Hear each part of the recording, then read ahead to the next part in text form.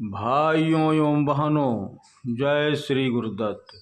आप सबका शाश्वत ज्ञान गिरनार से चैनल में स्वागत और अभिनंदन है।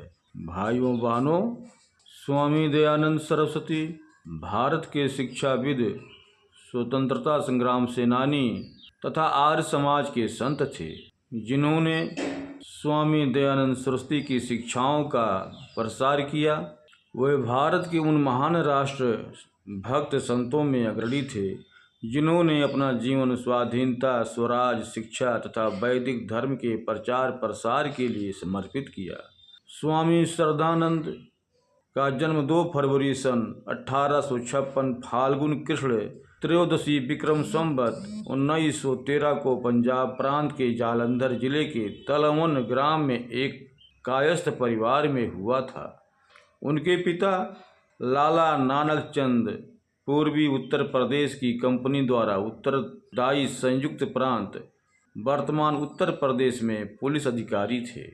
उनके बचपन का नाम बृहस्पति और मुंशी राम था, लेकिन मुंशी राम सरल होने के कारण अधिक प्रचलित हुआ। पिता का स्थानांतरण अलग अलग स्थान पर होने के कारण उनकी प्रारंभिक शिक्षा अच्छी प्रकार से नहीं हो सकती थी। लाहौर और जालंधर उनके मुख्य गवाह रहे। एक बार आर्य समाज के संस्थापक स्वामी दयानंद सरस्वती वैदिक धर्म के प्रचारक बरेली पहुँचे। पुलिस अधिकारी नानक चंद अपने पुत्र मुंशी राम को साथ लेकर स्वामी दयानंद का प्रवचन सुनने पहुँचे। मुंशी राम तक ईश्वर के अस्तित्व में विश्वास नहीं करते थे, लेकिन स्वामी दयानंद जी के तर्कों और आशीर्वाद से मुंशी राम को दृढ़ ईश्वर विश्वासी तथा वैदिक धर्म का अनन्य भक्त बना दिया। वे एक सफल वकील बने और काफ़ी नाम और प्रसिद्धि प्राप्त की। आर्य समाज में वे बहुत ही सक्रिय रहते थे। उनका विवाह श्रीमती शिवा देवी के साथ हुआ था। उनके 2 बेटे और 2 पुत्रियां हुईं।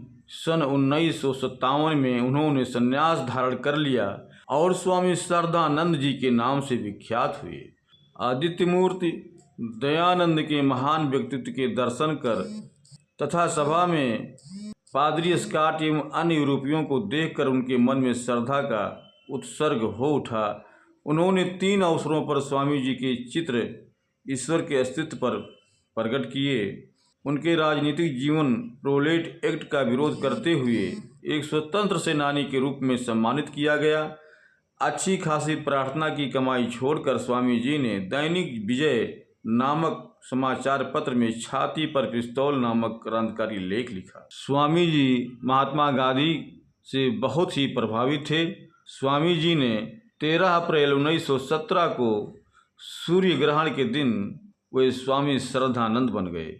आर्य समाज के सिद्धांतों का समर्थन और समर्थक होने के कारण उन्होंने इसका बड़े तेजी से प्रचार प्रसार किया।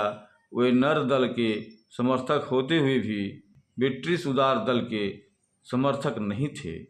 आर्य समाजी होने के कारण उन्होंने हरिद्वार में गंगा किनारे गुरुकुल कांगड़ी की स्थापना कर वैदिक शिक्षा प्रणाली को आगे बढ़ाया। कांग्रेस में उन्होंने 1919 से लेकर 1922 तक सक्रिय रूप से महत्वपूर्ण भागीदारी की। 1922 में ब्रिटिश सरकार ने उन्हें गिरफ्तार कर लिया, लेकिन उनकी गिरफ्तारी कांग्रेस के नेता होने की वजह से नहीं हुई, बल्कि वे सिखों के धार्मिक अधिकारों की रक्षा के लिए सत्याग्रह करते हुए बंदी बनाए गए थे। स्वामी श्रद्धानंद कांग्रेस से अलग होने के बाद भी स्वतंत्रता के लिए कार्य करते रहे। हिंदू मुस्लिम एकता के लिए स्वामी जी ने कार्य किया। उस वक्त शायद ही किसी ने अपनी जान जोखिम में डाली हो। वे ऐसे महान युग चेतना महापुरुष थे, जिन्होंने समाज के हर वर्ग में जन चेतना जगाने का कार्य किया। श्रद्धानंद जी सत्य के पालन पर बहुत जोर देते थे। उन्होंने लिखा है, प्यारे भाइयों, आओ दोनों समय नित्य प्रति उत्पन्न करते हुए ईश्वर से प्रार्थना करें और उनकी शक्ति से इस योग्य बनने का यत्न करें कि हमारे मन, वाणी और कर्म सब सत्य ही हो। सर्वदा सत्य का ध्यान करें, वाणी द्वारा सत्य ही प्रकाशित करें और कमरे में भी सत्य का ही पालन करें। लेकिन सत्य और कर्म के मार्ग पर चलने वाले इस महात्मा की एक व्यक्ति ने 23 दिसंबर 1926 को चांदनी चौक दिल्ली में गोली मारकर हत्या कर दी।